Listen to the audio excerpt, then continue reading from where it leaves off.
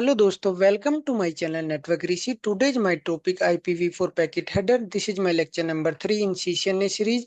Please subscribe my channel Network Rishi. दोस्तों इस video में हम बात करेंगे IPv4 हेडर की हर एक फील्ड को डिटेल्स में समझेंगे। जब आपका ये बेसिक क्लियर होगा तब आप इजीली कोई भी एग्जाम और interview as well as trouble shooting easily कर पाएंगे।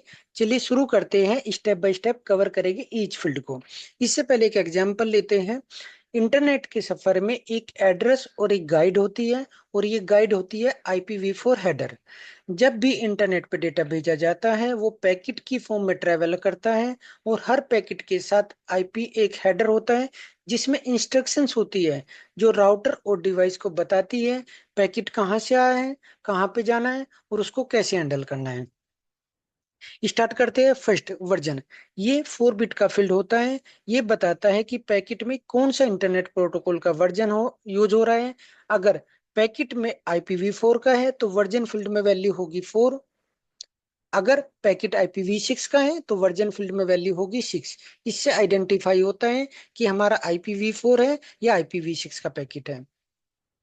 सेकंड फील्ड होता है, ये भी हमारा 4 बिट का होता है, ये भी हमारा 4 बिट का होता है, ये हमारा 8 बिट का होता है। ओके, ये 4 बिट का होता है और ये बताता है आईपी हेडर की लेंथ कितनी है। और आईपी हेडर का जो मिनिमम साइज होता है वो 20 बाइट होता है।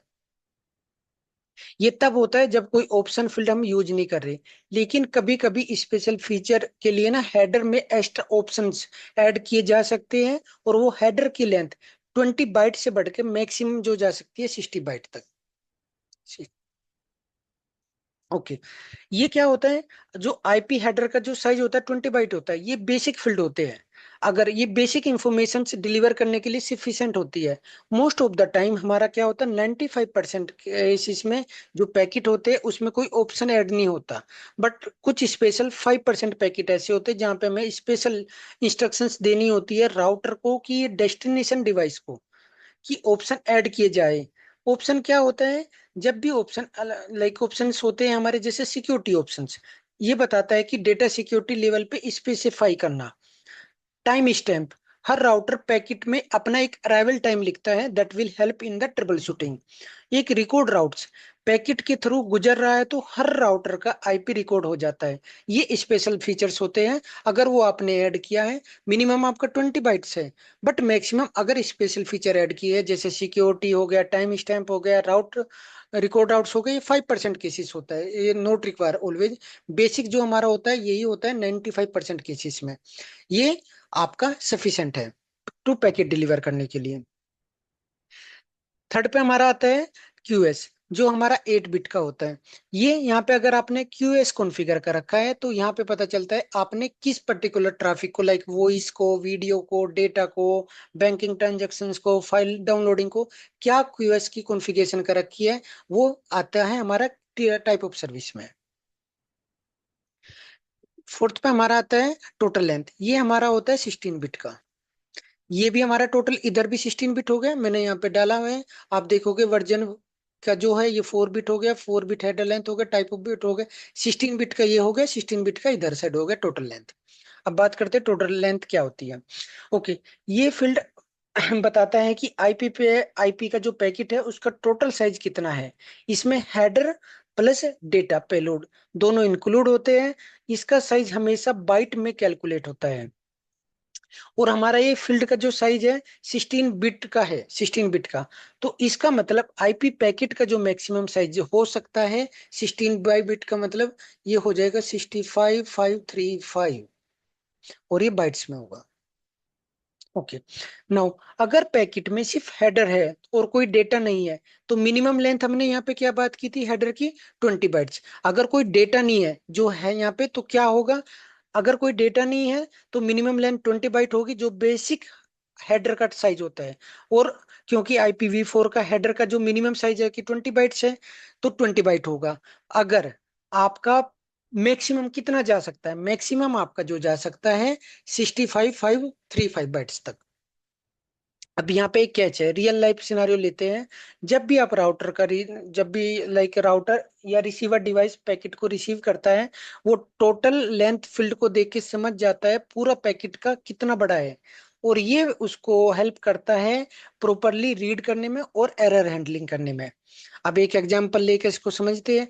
आईसीएमपी का एक बहुत छोटा पैकेट होता है जो 64 बाइट का होता है। उसमें हेडर प्लस डेटा होता है, स्मॉल डेटा होता है। अगर आप सपोज करो वीडियो स्ट्रीमिंग कर रहे हो, वीडियो का पैकेट कितना होगा, बड़ा होगा वीडियो का packet. But in case most of the time क्या होता है ना, हमारे आज भी काफी राउटर और स्विचेस जो होते हैं उस पे एमटीयू की जो कॉन्फ़िगरेशन होती है, मैक्सिमम ट्रांसमिशन यूनिट यूनिट 1500 हमारा एमटीयू सेट होता है। और आता कितना ट्रैफिक का मैक्सिमम कितना आ सकता है, 65535। ये तो सपोर्ट नहीं करेगा।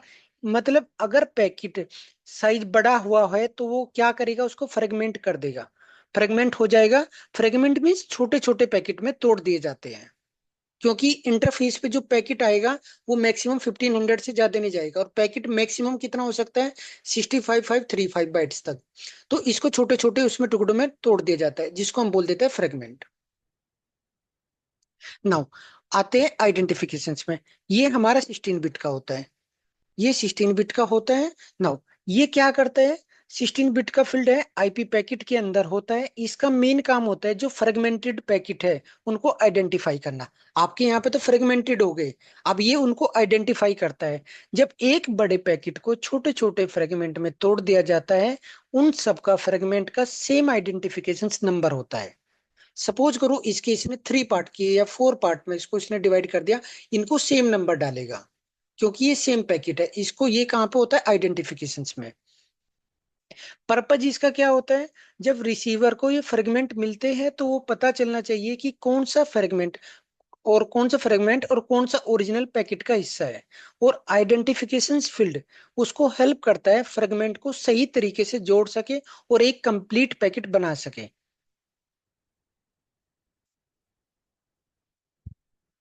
नाउ नेक्स्ट है हमारा आईपी फ्लैग। आईपी फ्लैग में क्या होता है, ये फील्ड हमारा होता है 3 बिट का। ये 3 बिट का होता है। ये फ्रेगमेंटेशन कंट्रोल के लिए यूज होता है। मतलब ये डिसाइड करता है पैकेट का फ्रेगमेंटेशन होना है या नहीं होना। अगर इसमें डीएफ, अगर आपने सुना होगा डोंट फ्रेगमेंटेशन, अगर डीएफ बिट सेट है तो उसका मतलब होता है अगर पैकेट का साइज एमटीयू से बड़ा है और वहां पे हमने डीएफ सेट कर रखा, जिसको बोल देते हैं डोंट फ्रेगमेंटेशन। डीएफ, 1 मिनट में डाल देता हूँ भाई यहाँ पे, डीएफ।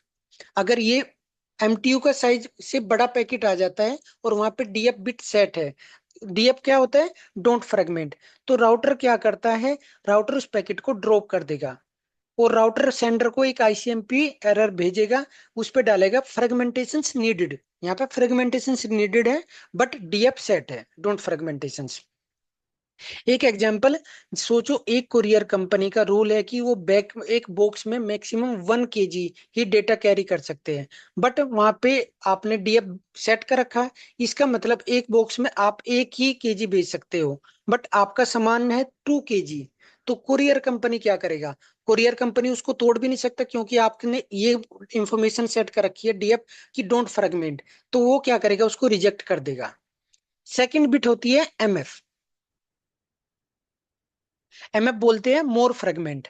और इससे क्या होता है, पैकेट को फ्रेगमेंट होता है और इसमें हमारी ट्रू वैल्यू होती है, एक 1 होती है, एक 0। अब जैसे यहाँ पे मेरी 4 है, 1 2 3 4, इसमें क्या, अगर वन मोर फ्रेगमेंट की बात करूं मैं, वो इसमें क्या मोर फ्रेगमेंट में तो फ्रेगमेंट होगा।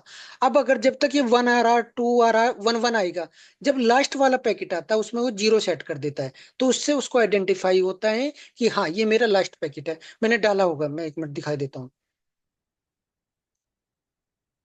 आप यहाँ पे देखोगे एमएफ, अगर आपका 1 है, 1 है, फ्रेगमेंटेड है, 1 है, 1 है, जैसे ही 0 आया दैट मीन्स ये मेरा लास्ट पैकेट है। ये फ्रेगमेंटेशन के लिए हो गया। लास्ट जब चलते हैं फ्रेगमेंटेशन ऑफसेट पे, ये 13 बिट का फील्ड होता है। ये 13 बिट का हो गया। ये होता है, ये बताता है फ्रेगमेंटेशन जो है ओरिजिनल पैकेट के अंदर किस पोजीशंस पे आता है। मतलब एक बड़ा पैकेट जो छोटे छोटे फ्रेगमेंट में तोड़ दिया गया है और हर फ्रेगमेंट का ऑफसेट बताएगा कि उसको वापस जोड़ते वक्त कहाँ पे प्लेस करना है।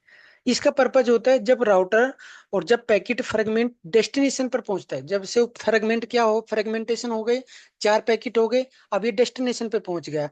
अगर ऑर्डर गलत भी हो सकता है ना नेटवर्क में, अगर सपोज करो वो अलग अलग राउट से आ रही है, फ्रेगमेंट हो रही है, सपोज करो मल्टीपल 4 पैकेट्स है, थोड़ा आगे एक आगे सीक्वेंस आगे पीछे हो जाए, तो फ्रेगमेंटेशन ऑफसेट इंश्योर करता है कि रिसीवर उन फ्रेगमेंट को सही ऑर्डर में जोड़ सके और ओरिजिनल पैकेट दोबारा बन सके।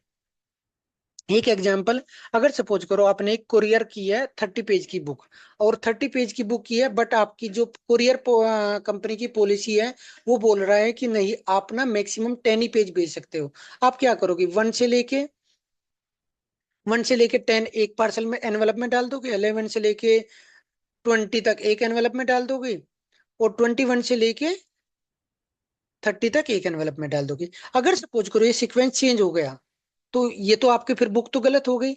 ये काम सेट करता है फ्रेगमेंटेशन ऑफसेट, ये इसको सीक्वेंस में करता है। अगर सपोज करो ये पहले आ गया, सेकंड नंबर पे आ गया मेरा ये वाला 20 वाला, और थर्ड नंबर पे मेरा आया ये वाली सेकंड वाला 11 से 20 पेज, तो उस केस में मेरी तो बुक कंप्लीटली रॉन्ग हो गई, डिटेल ही गलत हो गई। तो ये क्या करता है, फ्रेगमेंटेशन ऑफसेट का ये काम होता है, इसको सीक्वेंस में डालना। नेटवर्किंग में भी ऐसा ही होता है। फ्रेगमेंटेशन ऑफसेट रिसीव को हेल्प करता है कि पैकेट को दोबारा असेंबल करे और सही तरीके से करे। टीटीएल वैल्यू, टीटीएल वैल्यू ये हमारा होता है 8 बिट का, और ये बताता है कि पैकेट का मैक्सिमम कितने होप और राउटर क्रॉस कर सकता है। और जब भी पैकेट क्रॉस करता है, गुजरता है, वो एक एक वैल्यू डिक्रीज हो जाती है। ओके, अगर कभी नेटवर्क में लाइक राउटिंग लूप ना बन, लाइक कहीं क्या होता है ना, राउटिंग में लूप बन जाए तो पैकेट बार बार दोबारा ना घूमे, तो ये इंश्योर करता है टीटीएल वैल्यू कि पैकेट एक लिमिटेड तक ही जाए, और जैसे ही उसकी वैल्यू 0 होगी, जैसे उसकी मैक्सिमम होप रीच करेगा, ये ड्रॉप हो जाता है। और ये सबसे अच्छा एडवांटेज है इन आईपी पैकेट में। इथरनेट पैकेट में क्या होता है, हमारा टीटीएल वैल्यू नहीं होती, टीटीएल वैल्यू नहीं होती। अगर सपोज करो लूप बन गया, वो फॉर एवर है, जब तक आप उसका डेस्टिन ढूंढोगे नहीं और उसको आप ड्रॉप नहीं करोगे, वो अगर पैकेट बन गया ब्रॉडकास्ट, वो घूमता ही रहेगा। अगर आईपी पैकेट में, अगर पैकेट में हमारा सपोज करो ब्रॉडकास्ट बन भी गया, ब्रॉडकास्ट क्या कि लूप बन गया, उसको डेस्टिनेशन नहीं मिला, पैकेट घूम रहा है, तो ये मैक्सिमम जो राउसिस को डिवाइस पे जाएगा 255 तक जाएगा। जैसे ये 1 से क्रॉस करा तो एक वैल्यू डिक्रीज कर देगा, दूसरे पे क्रॉस करा एक वैल्यू डिक्रीज कर देगा, 255, 254, 253, 252, और ये 1 पे आके देन 0। मैंने यहाँ पे एक डाली होगी स्लाइड, यहाँ पे आप देखोगे आईपी पैकेट में जैसे आपके यहाँ पे चलता है 63, देन 62, देन 61, और जैसे ही 0 हुआ ये पैकेट को ड्रॉप कर देगा। तो राउटिंग में अगर आपका इथरनेट पैकेट है तो वहां पे तो लूप के चांस है, क्योंकि वहां पे टीटीएल वैल्यू नहीं है। बट आईपी पैकेट में हमारा टीटीएल वैल्यू होता है। अगर सपोज लूप बन भी गया, मैक्सिमम ये 255 होप तक जाएगा इन सिस्को डिवाइस में। और ये जो डिफरेंट ऑपरेटिंग सिस्टम में अलग अलग टीटीएल वैल्यू सेट कर सकते हैं। जैसे हमारी लाइनेक्स है, लाइनेक्स में हमारा 64 करते हैं, विंडोज में 128, और सिस्को डिवाइस में 255 डिवाइस तक। नेक्स्ट होता है प्रोटोकॉल। प्रोटोकॉल ये जैसे मैंने वहां पे बताया था अपनी ओएसआई लेयर पे, यहाँ पे होता है कि ये कौन सा प्रोटोकॉल है, आईसीएमपी का है, टीसीपी है। आईसीएमपी क्या, आईसीएमपी पिंग के लिए यूज होता है, टीसीपी रिलायबल कम्युनिकेशंस के लिए होता है। वेब है या ईमेल है या फिर किस टाइप का ट्रैफिक है। अगर यूडीपी है, लाइक अगर कोई वीडियो का या वॉइस का ट्रैफिक है, तो यूडीपी है या टीसीपी है या आईसीएमपी है, वो यहाँ से आइडेंटिफाई होता है प्रोटोकॉल्स में। नाउ हेडर चेकसम्स, ये भी हमारा, अच्छा ये मैंने बताया नहीं, ये 8 बिट का, 8 बिट का ये भी होता है।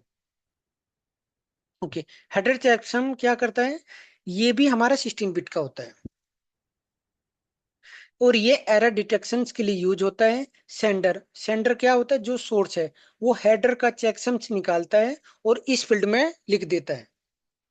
जो सेंडर है वो क्या करता है, चेकसम्स निकालता है और इस फील्ड में डाल देता है। रिसीवर दोबारा चेकसम कैलकुलेट करता है। अगर ये मिसमैच हुआ, अगर ये मैच हो गया, जो आप सेंडर ने भेजा है चेकसम और वही रिसीवर को भी मैच हो गया, तो दैट मीन्स ये हेडर सही है। अगर मिसमैच हुआ तो हेडर करप्टेड है और पैकेट डिस्कार्ड हो जाएगा। ये करप्टेड हो गया अगर वो चेकसम मिसमैच हो गया।